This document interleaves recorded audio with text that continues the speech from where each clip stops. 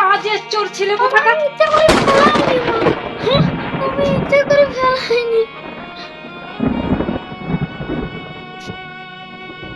উফ, প্রচন্ড গরম, বসে নি তারপর কাজ করব।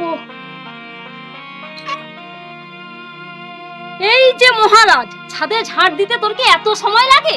ভিকিরির বাচ্চা কোথাকার, ছাদে ঝাড় দিতে এসে রেস্ট নেওয়া হচ্ছে?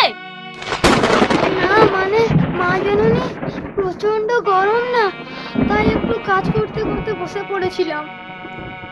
আধ ঘন্টা আগে এসেছিস ছাদে ঝাড় দেওয়ার জন্য, তোর এখনো ছাদে ঝাড় দেওয়া হলো না? ঠিক করে যদি কাজ করতে পারিস করবি, নাহলে আমি তোকে এই বাড়ি থেকে দূর করে দেবো, তাড়িয়ে দেবো বলে দিলাম। না মা জানুনি, ও কথা বলবেন না, আমি এখনই কাজ করে দিচ্ছি। যত সব বিটকেল নাটকধারী ছেলে কোথাকার।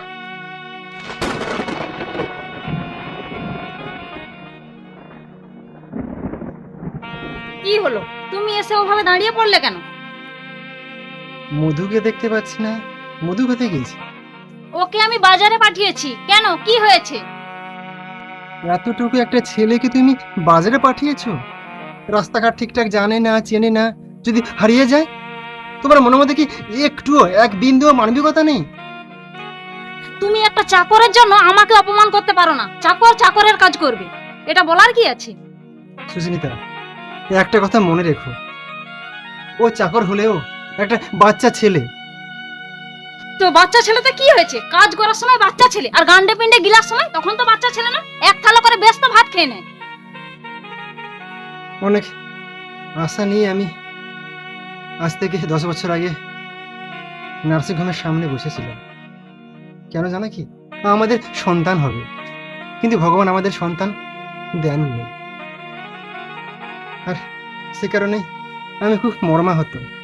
আজও আমি দুঃখ প্রকাশ করি। আমাকে বাবা বলে ডাকার মতো আর কেউ নেই।